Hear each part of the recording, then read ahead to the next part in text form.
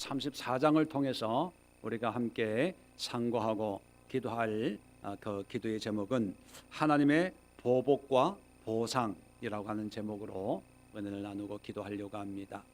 우리가 지금까지 33장 지난주에도 살펴봤지만 이 시대적인 배경이 히스기야 왕 때라고 말씀을 드렸습니다.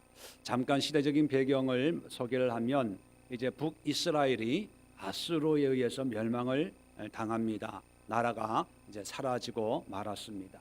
그 여세를 몰아서 아수르가 끊임없이 유다를 공격을 합니다. 자, 그럴 때 유다는 늘 의지했던 애굽을 힘입어서 이 문제를 해결하려고 했지요. 그러나 하나님의 뜻은 애굽을 의지하지 마라. 나를 의지해라. 나를 믿고 나를 신뢰하고 내 뜻대로 행해라. 우리 지난주에 여호와를 경외함이 너의 보배다. 하나님을 믿고 순종해라. 그렇게 말씀을 하셨습니다. 그러나 여전히 사람들은 하나님의 말씀에 순종할 생각이 없는 거죠. 자, 그럴 때 34절에 오면 갑자기 관점이 열방으로 바뀝니다. 1절에 보니까 열국이여 너는 나와 들을지어다. 민족들이여 귀를 기울일지어다. 땅과 땅에 충만한 것 세계와 세계에서 나는 모든 것이여 들을지어다. 2절에 대저 여호와께서 열방을 향하여 진노하시며 그들의 망군을 향해 분내사 그들을 진멸하시며 살육당하게 하셨은즉. 갑자기 관점이 열방으로 세계 여러 나라를 향한 그런 하나님의 심판을 얘기하고 있습니다. 자, 그러다가 갑자기 5절 오늘 본문으로 읽은 5절에 오면 열방에 대한 심판을 한 나라에 초점을 맞추고 있습니다. 샘플로 삼겠다는 거죠. 그 나라가 어디냐? 에돔입니다. 5절 보니까 여호와의 칼이 하늘에서 족하게 마셨은즉 보라 이것이 에돔 위에 내리며 진멸하시기로 한 백성 위에 내려 그를 심판할 것이라. 많은 열방에 대한 심판을 얘기하는데 그 가운데 한 나라를 샘플로 뽑아가지고 이와 같이 내가 심판을 하겠다 하는 거예요. 그 뽑힌 나라가 어느 나라냐? 에돔입니다. 에돔. 그리고 6절에도 보면 여호와를 위한 희생이 보스라에 있고, 보스라라고 하는 것은 에돔에 있는 한 도시 이름입니다. 보스라에 있고 큰 살육이 에돔 땅에 있습니다. 에돔에 엄청난 재앙이 임할 것이다. 그런 말씀을 합니다.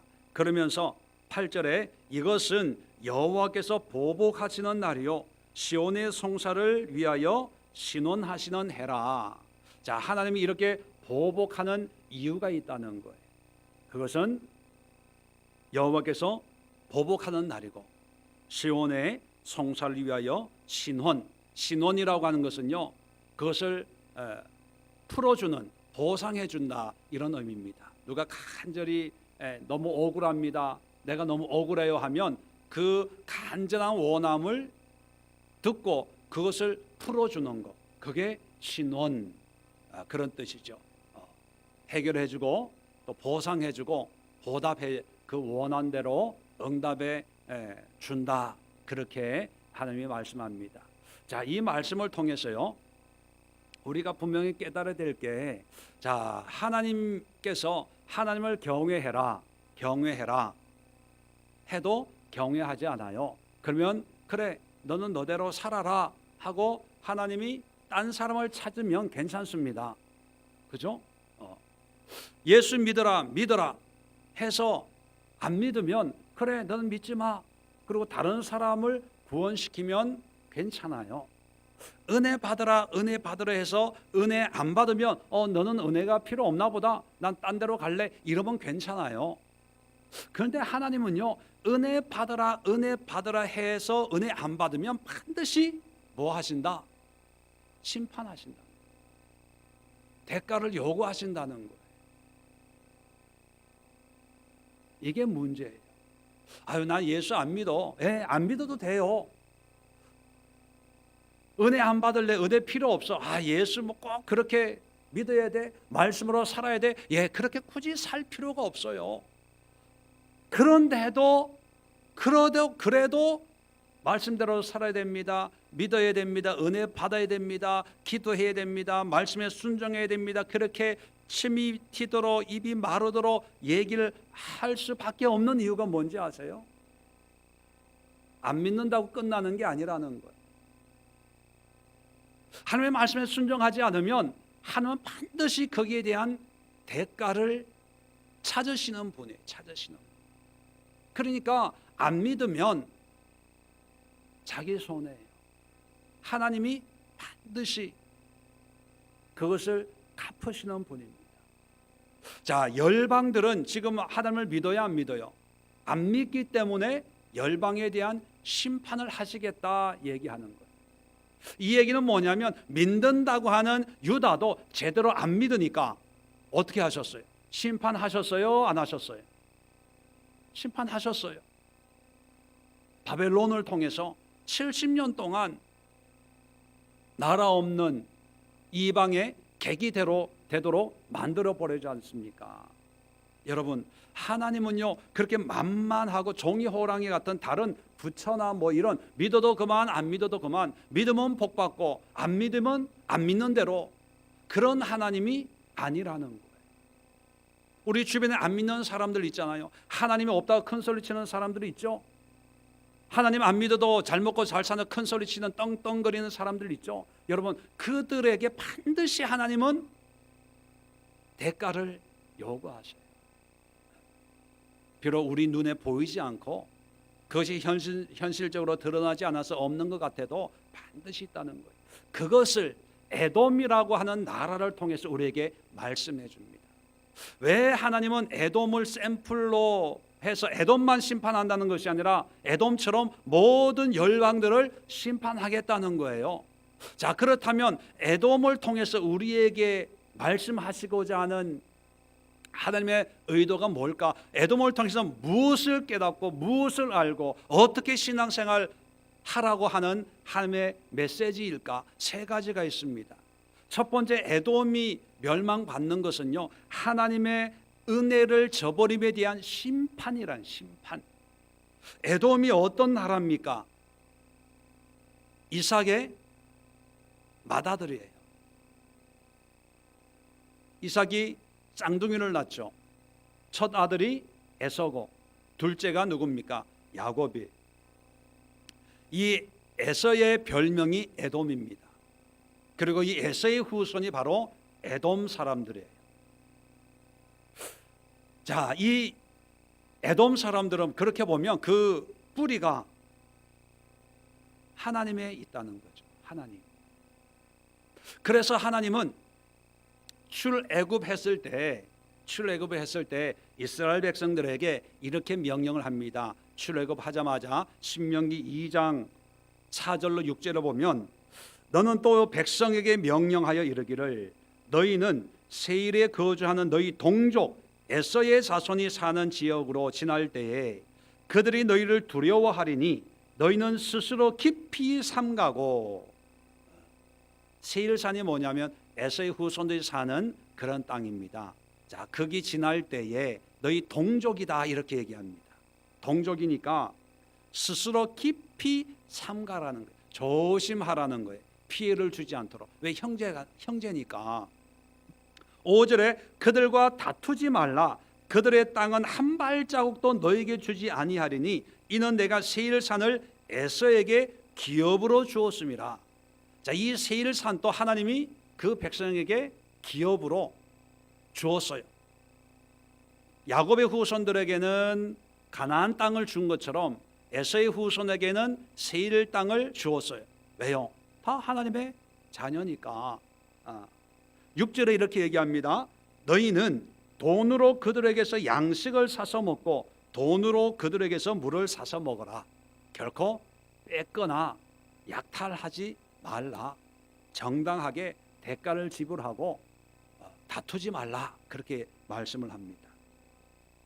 자, 그러다가 민수기 20장 21절에 이제 이 에돔 땅을 지나서 가나안 땅을 들어가야 되거든요. 그래서 왕에게 부탁을 합니다. 우리가 이만 저만 해가지고 출애굽을 해서 지금은 가나안을 가야 되는데 이 땅을 좀 지나가게 해주십시오 했더니만 에돔 왕이 안 됩니다.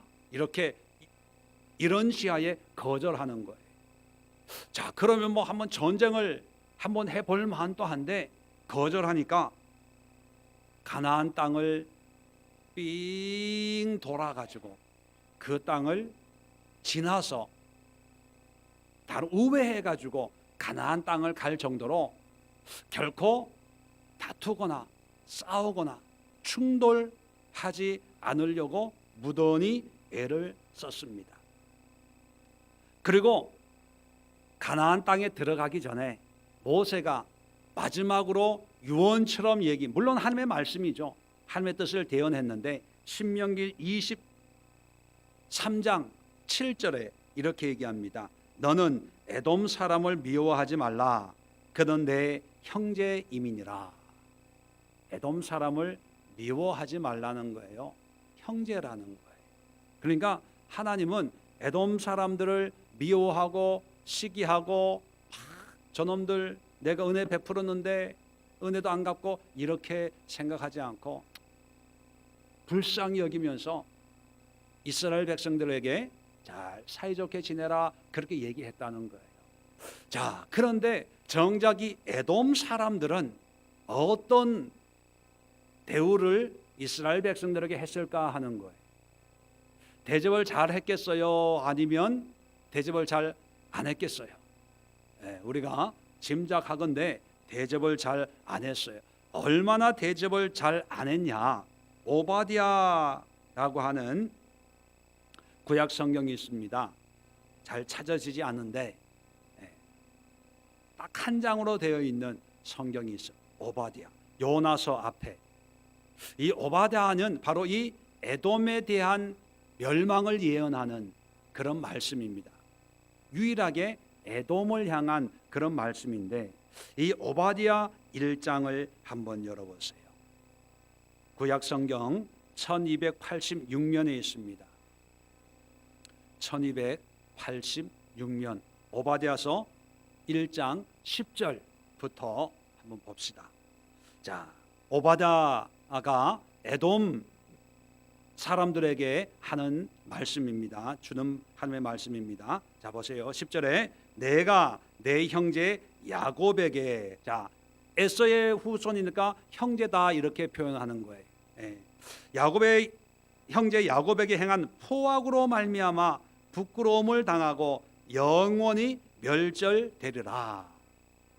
자, 어떻게 포악을 행했는지 11절에 자세하게 소개를 해줍니다. 자, 내가 멀리 섰던 날 곧 이방인이 그의 재물을 빼앗아가며 외국인이 그의 성문에 들어가서 예루살렘을 얻기 위해 제비 뽑던 날에 너도 그들 중 한 사람 같았느니라. 자, 무슨 뜻인지 아시겠죠? 약탈할 때 함께 동참해서 약탈을 했다는 거예요. 12절에 내 형제의 날 곧 그 재앙의 날에 방관할 것이 아니며 유다 자손이 패망하는 날에 기뻐할 것이 아니며 그 고난의 날에 내가 입을 크게 벌릴 것이 아니며 내 백성이 환난을 당할 날 내가 그 성문에 들어가지 않았을 것이며 환난을 당하는 날에 내가 그 고난을 방관하지 않을 것이며 환난을 당하는 날에 내가 그 재물에 손을 대지 않을 것이며 내 거리에 서서 그 도망하는 자를 막지 않을 것이며 고난의 날에 그 남은 자를 원수에게 넘기지 않을 것이니라. 자, 않으며 이 얘기는 에돔 사람들이 다 이렇게 했다는 거예요.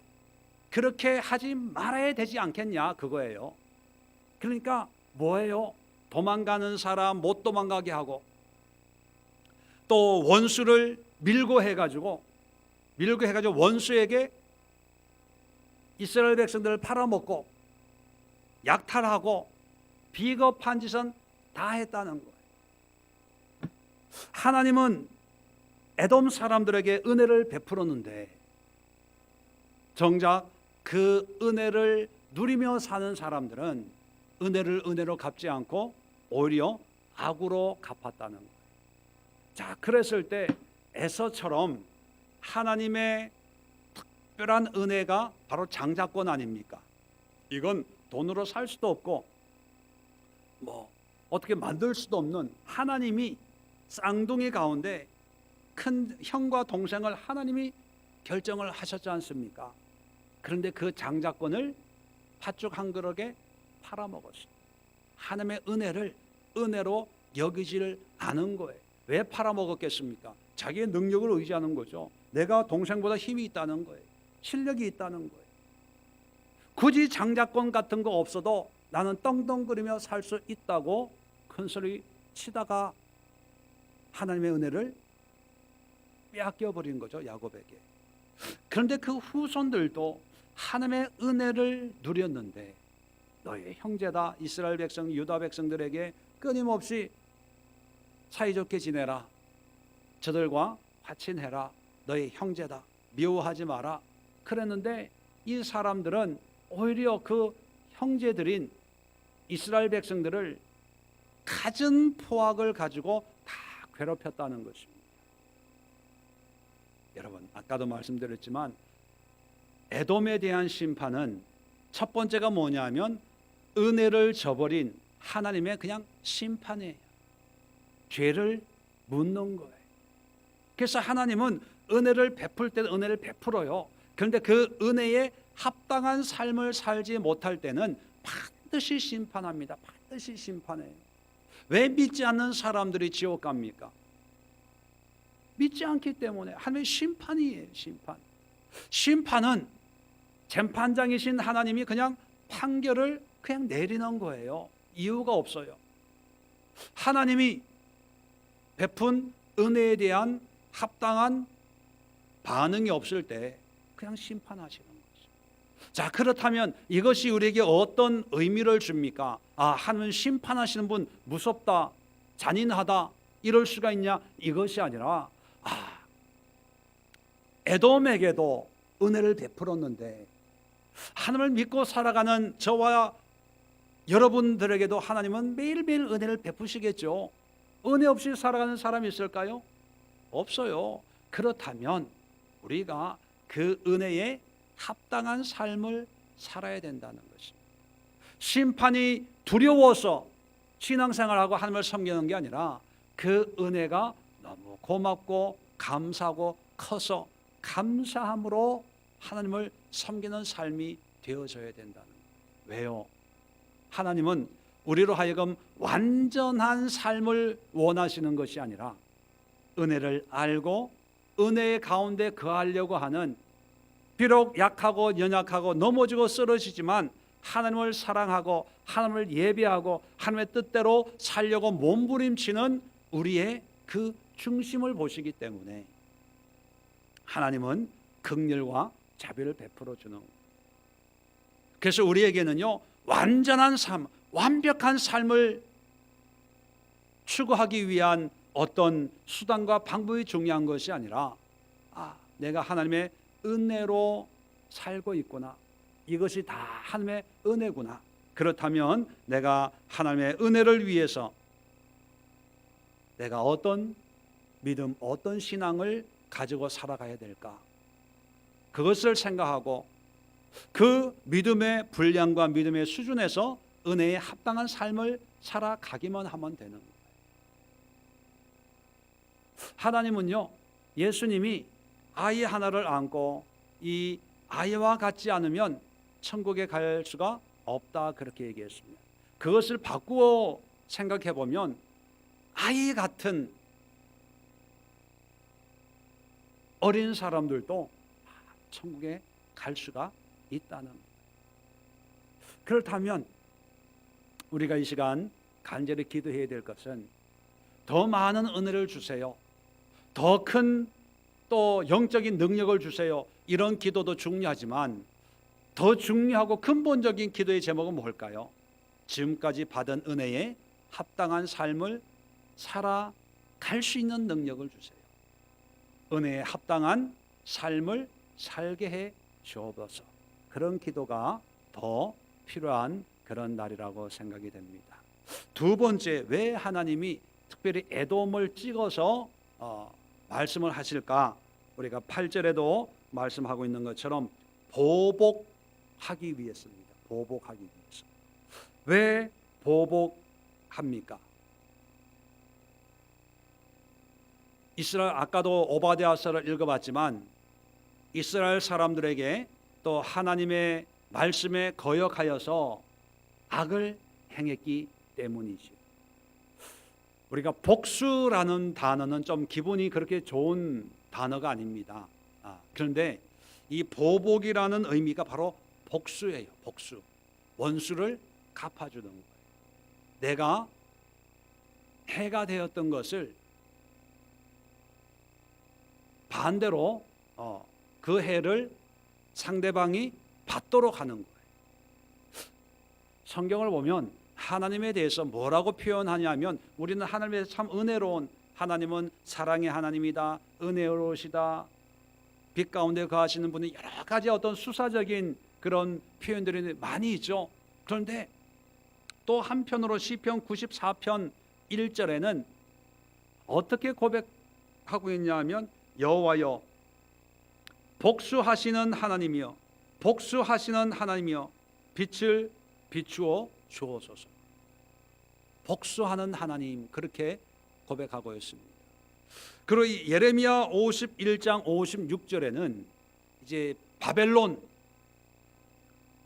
예루살렘을 멸망시킨 바벨론에 대해서 이렇게 기도하고 있습니다. 여호와는 보복의 하나님이시니 반드시 보응하시리로다. 하나님은 보복의 하나님입니다. 복수한다는 것, 반드시 갚아준다는 것.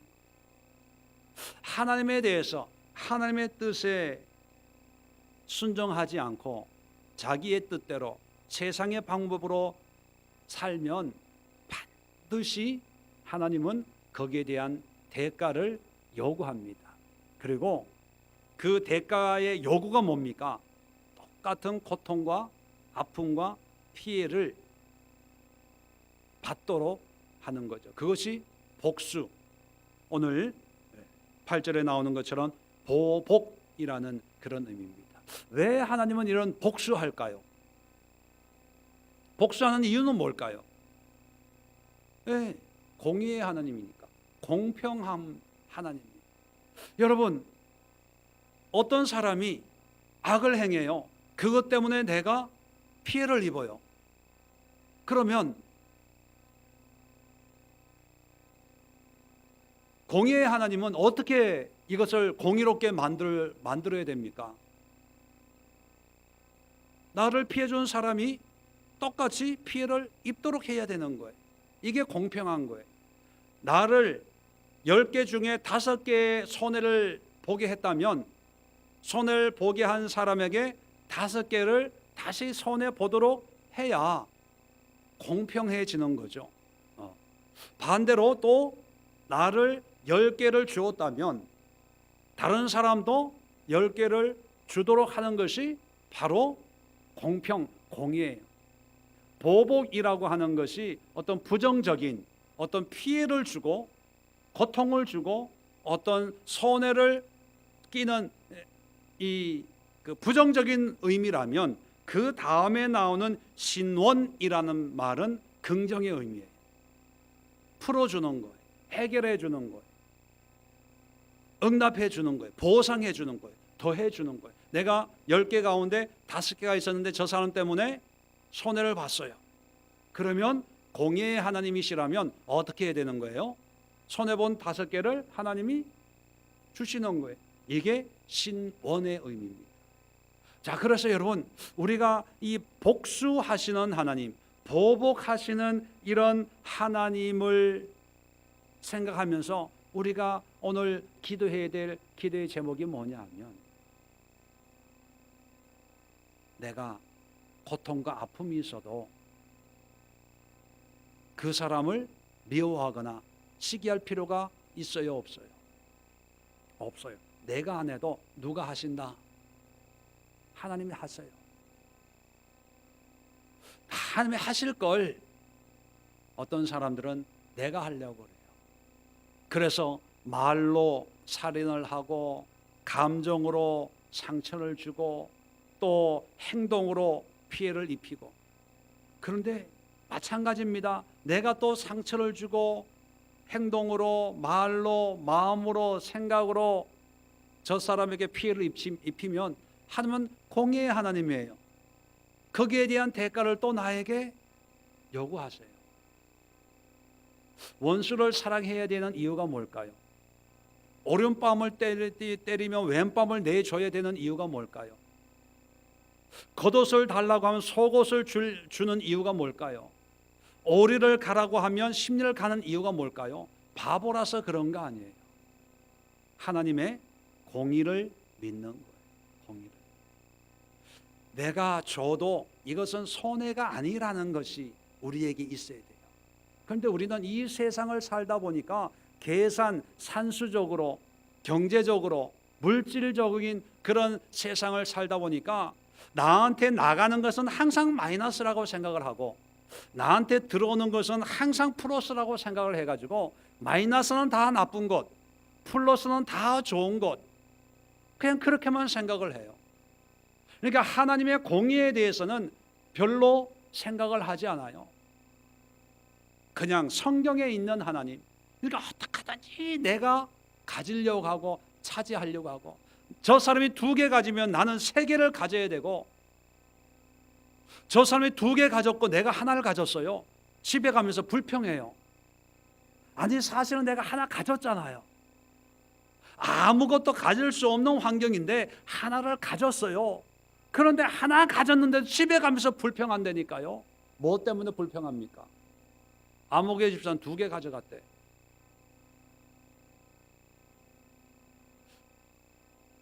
그런 마음을 하나님이 보복하시는 거예요. 에서가 얼마나 큰 하나님의 은혜를 누렸습니까? 기운도 있고 야성미 넘치고 실력도 있고, 그런데 그것을 하나님을 위해서 쓰는 게 아니라 자기 자신을 위해서 쓰는 거죠. 그 후손들도 자기 자신을 위해서 빼앗고 약탈하고 고발하고 고소하고 참수하고, 하나님이 그 땅을 다 주셨는데 정말 감사하고 받은 은혜로 기뻐하며 즐거워할 수 있는데 그것이 안 되고 자꾸 빼앗으려고 하는 거예요. 거기에 대한 보복입니다. 자, 그렇다면 우리가 이 시간 기도할 때 하나님의 공의를 인정하고, 여러분, 나를 힘들게 한 사람도 위해서 기도해주고 오히려 축복해주고. 왜요? 하나님이 갚으실 거니까, 하나님이 하실 거니까. 굳이 내 입으로 저주하고 미워하고 부정적인 말을 하고 죽일 놈 살릴 놈 이러쿵저러쿵 할 필요가 없는 거예요. 가자, 우리는 용서해주고, 참 안 됐다, 안타깝다, 하나님 믿고 회개해라, 돌아와라, 그 욕심을 버려라, 뭐 이렇게 오히려 그 사람을 위해서 넓은 마음으로 품어줄 수 있는 그런 신앙의 모습이 있어야 됩니다. 그리고 그 나머지는, 복수는 하나님의 손에. 그래서 성경에도 원수 갚는 것은 누구에게 있다? 하나님께 있다, 그렇게 말씀합니다. 그렇다면 우리는 원수를 원수로 갚지 말고 원수를 동정하고 이해하고 긍휼히 여기고 불쌍히 여기면서 그 영혼을 위해서 우리가 간절히 기도하는 그런 모습이 되어야 된다는 것입니다. 마지막으로 3번째, 오늘 그 8절에 신원하는 해라. 신원, 아까도 말씀드렸지만 보상해 주는 거예요. 뭐에 대한 보상이냐? 시온의 송사를 위하여. 자, 시온이라고 하는 것은 유다 백성들을 얘기하는 거죠. 예루살렘이 있는 유다의 송사, 이 송사라고 하는 재판을 얘기하는 거예요. 그러니까 유대인들이 이 에돔 사람들한테 이런 핍박과 이런 어려움을 당하니까 얼마나 분했겠어요. 그럴 때마다 하나님 앞에 고발을 한 거죠. 하나님, 이럴 수가 있습니까? 같은 형제끼리인데 이렇게 나를 핍박하고 괴롭게 할 수가 있겠으면 얼마나 많은 사람이 눈물로 기도를 했겠습니까? 자, 하나님 앞에, 재판관이신 하나님 앞에 그렇게 계속 밤낮으로 기도를 했는데 이제 그 때가 되니까 하나님이 그 응답하신다는 거예요. 보상하신다는 거예요. 그래서 눈물로 기도했던 그 기도에 대한 하나님의 응답으로 에돔을 하나님이 멸망시킨다는 거예요. 그렇다면 이 보상하는 하나님, 공의의 하나님으로 보상해 주는 이 하나님을 우리가 생각한다면 우리가 어떤 신앙생활을 해야 되냐 하면 당장 손해 보더라도요, 하나님 앞에 맡기고 기도할 따름이라는 거죠. 빼앗겨도 빼앗기는 게 아니라는 거예요. 없어져도 없어지는 게 아니라는 거예요. 왜요? 공의의 하나님이 나중에 다 갚아주시는 거예요. 그래서 하나님 안에서 시간, 물질, 수고, 노력 모든 것, 또 하나님 안에서 당하는 핍박, 고통, 아픔, 서러움, 역경, 고난 모든 것도 헛된 게 하나도 없다는 거죠. 그런데 왜 우리가 고통스러운 인생을 살면서도 하나님의 보상을 받지 못하냐 하면 하나님을 위한 고난이 아니라 내 자신을 위한 고난, 내 욕심을 위한 고난이었기 때문에 하나님의 정당한 보상이 있을 수가 없는 거죠. 예수님께서도 복음서에 그런 말을 했죠. 나를 위해서 전토가 빼앗기고 고난을 받고 핍박을 당하면 반드시 보상을 받는다고 말씀하고 있습니다. 토지가 빼앗겨도, 전토가 빼앗겨도 다시 보상을 받는다라고 말씀하고 있습니다. 그렇다면 여러분, 우리가 주님을 위해서 믿음으로 살아가다가 이런저런 어려움을 당하면 그 어려움 때문에 낙심하고 절망하고 주저앉고 포기하는 사람들이 있어요. 그리고 그런 절망을 준 어떤 대상들을 향해서 이를 갈아요. 근데 그것은 잘못된 신앙입니다. 그것은 건강한 신앙이 아니에요. 나의 어떤 수고와 노력을 허물어뜨리는 그런 어떤 대상이 있다 하더라도 여러분, 우리가 하나님 앞에 송사, 구체적으로 송사는 어떤 의미입니까? 기도하는 거예요. 하나님 앞에 맡기는 거예요. 하나님 앞에 눈물로 간구하는 거예요. 사람에게는 차마 말을 못하지만 하나님 앞에서는 하나님 이럴 수가 있습니까? 언제요? 이럴 때 이랬고 저랬고 하나님 앞에 재판에 이렇게 증인으로서 고발하듯이 고소하듯이 언제 어디서 누가 왜 어떻게 했는지 잘 알면서 눈물로 기도할 따름입니다. 그러면 때가 되면 하나님이 빼앗긴 거에 대해서 다시 채워주시는. 저도 목회를 하면서 신앙생활 하면서 그렇게 짧지 않은 그런 신앙생활을 해오면서 느끼는 게 뭐냐면 정말 내 자신을 위해서, 내 욕심을 위해서 손해본 것은 내가 그것을 감당을 해야 돼요. 왜요? 공의의 하나님이니까. 그런데 하나님을 위해서 헌신하고 하나님을 위해서 빼앗기고 하나님 때문에 참고 인내했던 것은 나중에 갚으시다.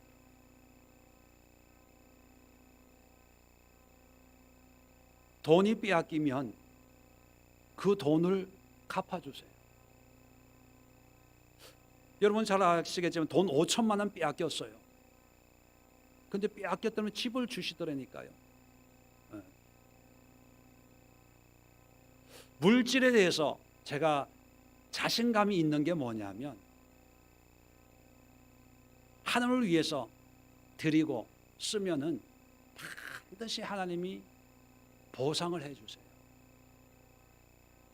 한 번도 주님을 위해서 헌금하고 수고하고 애쓰고 뭐 했는데 한 번도 적자 나본 적이 없고 손해 나본 적이 없어요.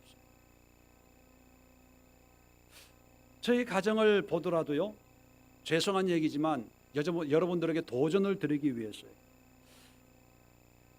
수입이 별로 없잖아요. 그런데요, 헌금을 제일 많이 드렸어요, 지금까지.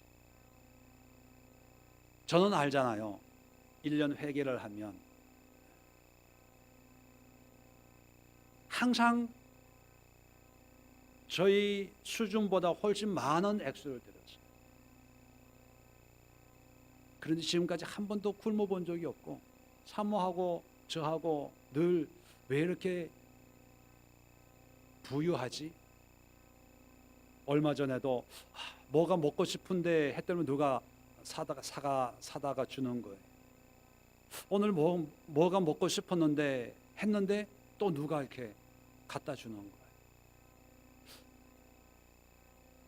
참 감사해요. 여러분, 하나님에게는 그냥 공짜가 없고 거저가 없어요.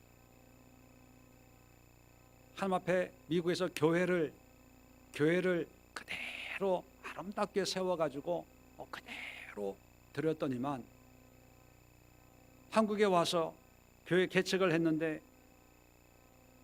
여러분, 한 번도 건축 헌금하고 작정하고 뭐하고 교회 이렇게 이전해 본 적이 없어요. 그죠?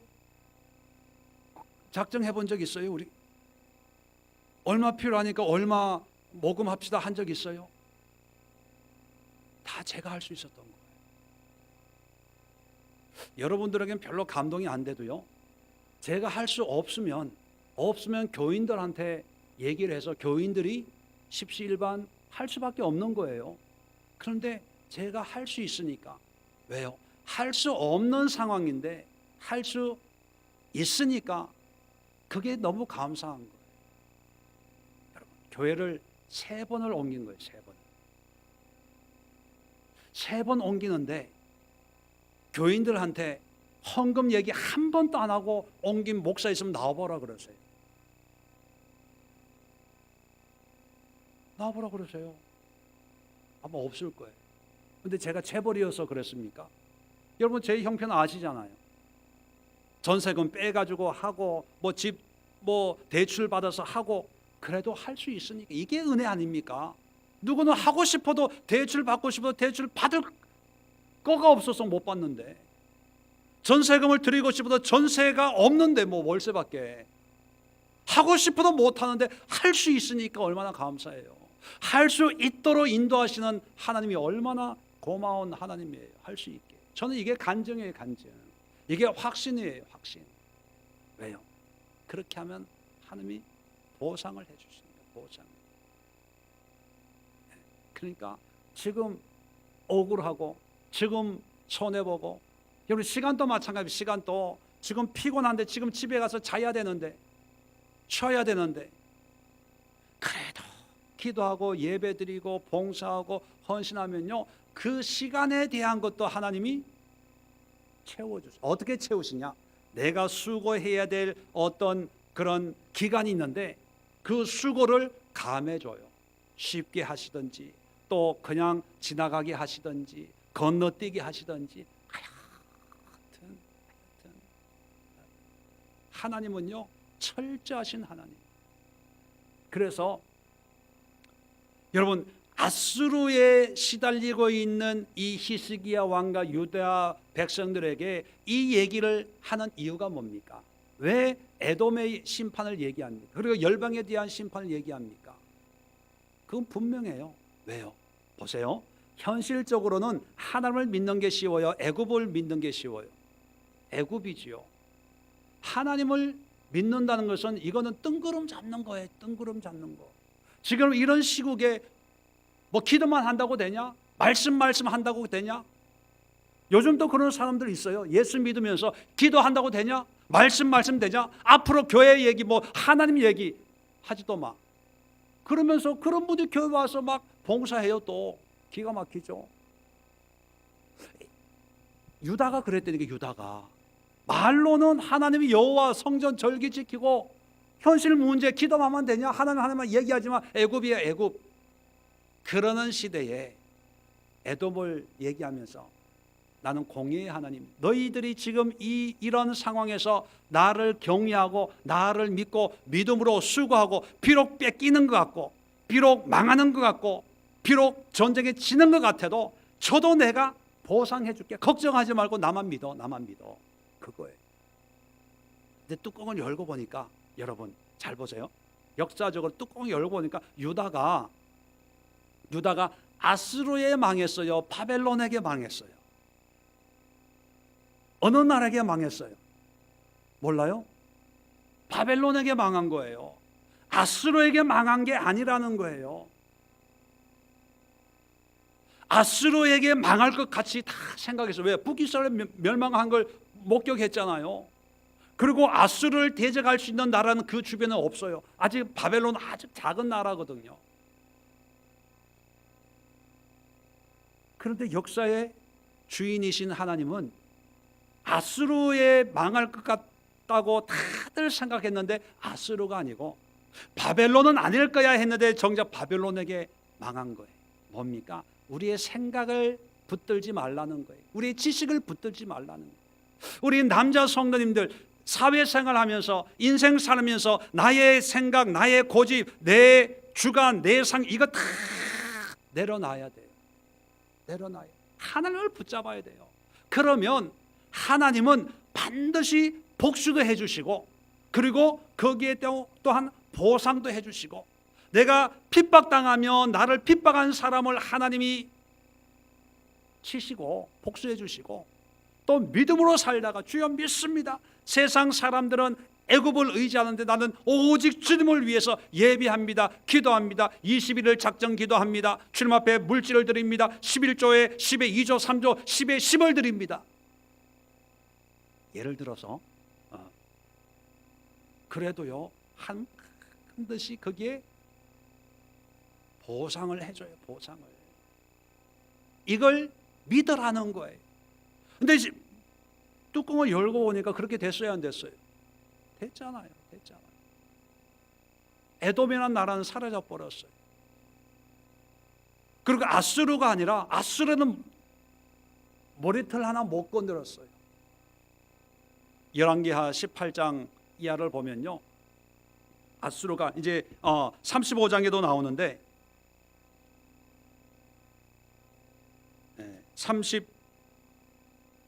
37장에도 나와요. 37장에 화살 한 번 안 쓰고 애굽 왕인 산헤립이 도망을 가요. 그리고 암살당해서 죽어버려요. 여러분, 구약의 역사를 통해서 하나님이 우리에게 말씀하시는 것은 단 한 가지입니다. 하나님을 신뢰해라. 너의 계산으로는 손해가 나고 너의 계산으로는 고난이고 너의 계산으로는 빼앗기고 너의 계산으로는 고생길이 하다고 하지만 그냥 고생길로 가라. 그러면 내가 보상해 줄게. 내가 원수 갚아줄게. 예수님 또 말씀하셨잖아요. 넓은 길로 가지 말고 좁은 길로 가라. 여러분, 좁은 길, 그 의미가 뭡니까? 사람들이 안 가는 길이에요. 믿음의 길, 고난의 길이에요. 왜? 우리 고생시키려고요? 아니에요. 하나님이 보상해 주겠다는, 보상해 주겠다는. 여러분, 목회가 힘들다고 얘기합니다. 그런데 목회하는 목사님들은 또 이 목회를 하고 싶어서 자기 자식까지 목회자 세우고 싶어 해요. 정말 이것이 힘들고 어려운 길이면 자식 시켜요, 안 시켜요? 안 시켜요. 좋으니까 시킨 거예요. 그건 뭐냐면 힘들지만 하나님이 보상해 주시고 베푸신 은혜가 있기 때문에. 저는 할 수만 있거든 모든 우리 교회 성도님, 남자 성도님 다 목회했으면 좋겠어요. 그렇다고 신학 가고 뭐 이런 게 아니라 목회자의 마음을 가지고 한 번밖에 없는 인생을 한번 살아봤으면.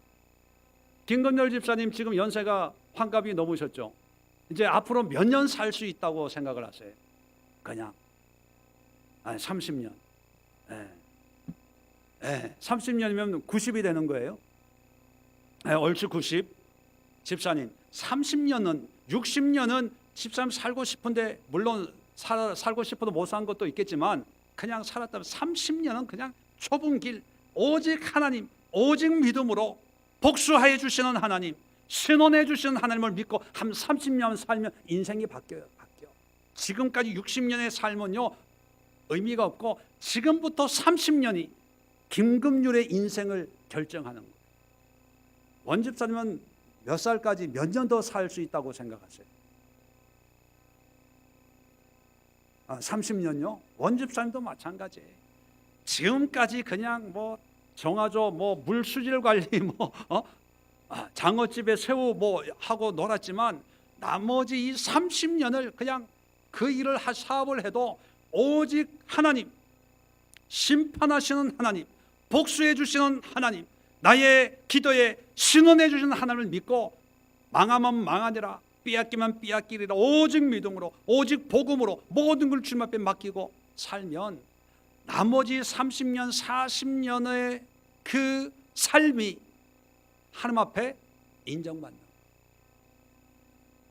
여러분, 이한나 전도사님 몇 년 더 살 수 있다고 소망하십니까? 50년요? 길게 안 가고 49년? 전도사님도 한 40년, 30년 그냥 바짝 전번에 얘기했죠. 던져도 물어가지도 않는 인생. 뭐 더 계산하고 뭐 더 바라고 뭘 더 부귀영화를 누리겠어요. 그냥 주님 하나님 앞에 그냥 드려서 내 인생을 주님이 쓰시고 끝에 보상만 제대로 계산만 확실하게 해주세요. 할렐루야. 그러면 그 인생이 가장 행복한 인생인 거예요. 할렐루야. 한번 그렇게 살아봅시다. 한번 그렇게 해봐요. 성경에서 얘기하고 있는 게 그거예요. 예배 드려라, 뭐 장로가 되고 권사가 되고 뭐가 되고 뭐 회장이 되고 부장이 되고 찬양단 지휘자 성가대 뭐하고 잘하니 못하니 이것 때문에 성경이 있고 이것 때문에 예수님이 십자가 지신 것이 아니고 그거는 그냥 사람이 모이니까 필요에 의해서 생겨난 거고 정말 하나님이 원하시는 것은 이런 나를 믿고 너의 인생은 나에게 좀 맡겨. 자꾸 계산해가지고 애굽으로 가려고 하지 말고. 오늘 또 보니까 애굽 간 사람이 있네. 애굽 간 사람이 있어. 애굽 틈만 나면 애굽 이걸 끊어야 돼요. 이 애굽이 있는 상태에서는 해결이 안 나요. 애굽을 끊어야 돼요. 그래야 하나님이 보여지고 하나님 앞에 복수해 주세요, 실현해 주세요, 이런 간절한 눈물이 나는데 저도 한때는 애굽이 많았어요. 이 막내들이 늘 애굽을 옆에 두고 있어요. 왜? 약하니까. 그리고 늘 위에서요 애굽 같은 존재를 역할을 하는 사람들이 있어요. 제가 목회할 때도 그랬거든요. 그런데 하나님이 이 애굽을 다 끊어줬어요. 애굽이 있을 때는 그 애굽이 고마운 거예요. 지켜주고 든든한 버팀목인 줄 알았어요. 나중에 알고 보니까 이 애굽 때문에 안 되는 거예요. 애굽 때문에. 애굽이 없으면 무너질 줄 알았다니까요. 애굽이 없으면 죽을 줄 알았다니까요. 애굽이 없으면 아무것도 할 수 있는 게 또 되는 게 없는 줄 알았어요. 근데 애굽이 없으니까 되더라는 거예요. 되더라는 거예요. 이해되시죠? 네? 이 애굽이 없어야 돼. 애굽이 없어야, 애굽이 없는 삶이 편하다는 게 아니라 애굽이 없으니까 매달리게 되고 애굽이 없으니까 말씀대로 순종하게 되고 애굽이 없으니까 죽으면 죽으리라 일사각오의 고백이 나오는 거예요. 애굽이 있으면요 기도 조금 하다 도망가요. 애굽이 있으면 조금 순종하자 아유 안 되겠다 또 도망가요. 애굽 한번 갔다가 오면 또 처음부터 다시 시작해야 돼요. 이해되시는 분만 아멘. 해본 분만 아멘. 네, 기도합시다. 하나님을 전적으로